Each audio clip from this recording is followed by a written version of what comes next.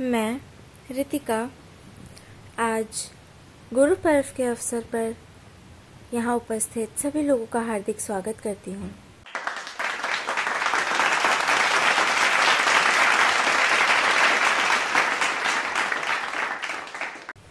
आज मैं आपको ऐसी बात बताऊंगी जो मुझे हमारे गुरु आदि श्री अरुण जी ने बताई है।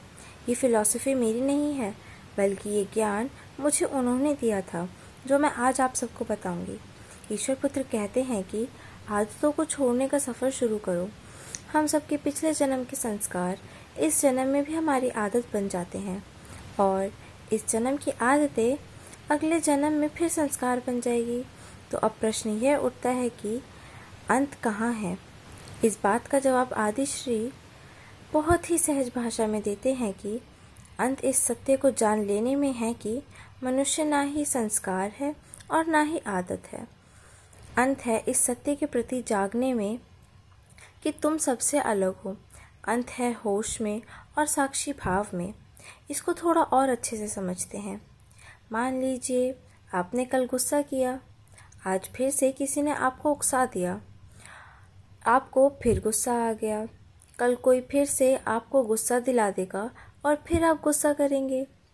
ये आपकी गुस्सा करने की तैयारी हो गई और ये आपका संस्कार बन गया। और जितना ज़्यादा ये संस्कार आपका पक्का हो जाएगा, उतनी जल्दी आप खुद पे से अपना आपा खो देंगे।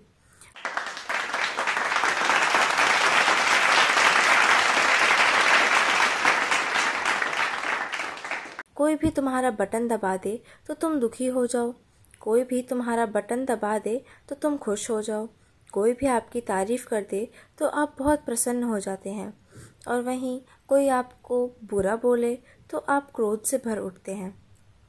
और यही बटन किसी को पता चल जाए तो लोग आपका फ़ायदा उठाते हैं। अब आप ज़रा सोचिए कि आप में और मशीन में क्या फ़र्क हुआ।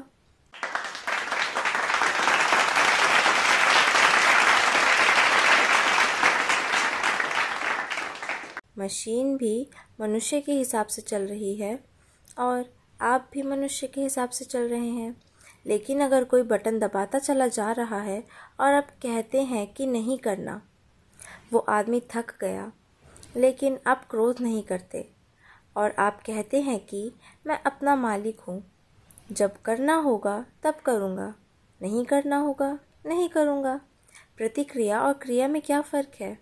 प्रतिक्रिया में कोई दूसरा आपका मालिक है, आप खुद नहीं, और क्रिया में आप मालिक हैं, कोई और नहीं।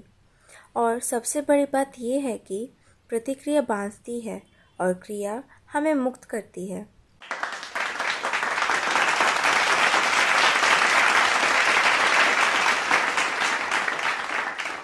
जो अपने कर्म से मालिक है, उसका कर्म कोई संस्कार नहीं बनता और वो व्यक्ति प्रतिक्रिया करता चला जाता है।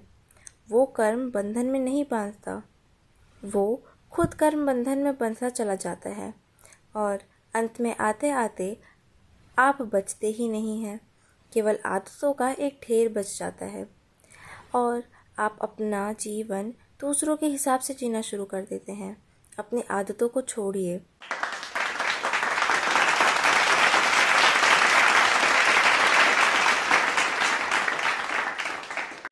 आदतें कई प्रकार की होती हैं, कुछ अच्छी और कुछ बुरी। किसी को माला जपने की आदत है तो किसी को शराब पीने की।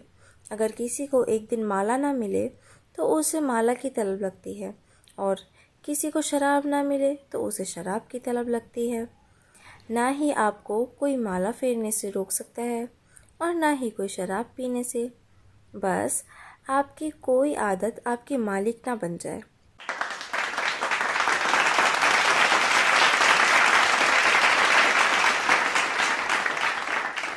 किसी को मंदिर जाने की आदत है और एक दिन उसे एक व्यक्ति पूछता है कि मंदिर जाके तुम्हें क्या मिलता है?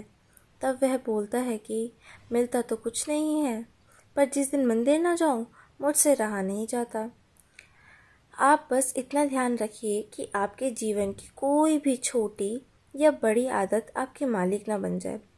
जो कुछ हो रहा है हमारे मालिक से हो रहा है, और जब आप अपनी आदतों के मालिक हो जाते हैं, तब आप अपनी छोटी सी दुनिया के मालिक हो जाते हैं।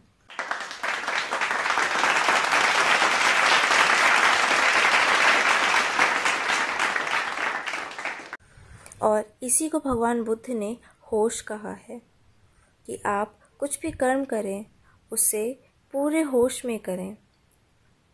आप चाहें कदम उठाएं, खाना खाएं, बात करें तो होश पूर्वक करें। जो जो आदतें आपने पकड़ी हुई हैं उसके प्रति होश साधिए। अगर आप अपने कर्म पूरे होश में कर रहे हैं तो वो आपकी आदत बन जाएगा।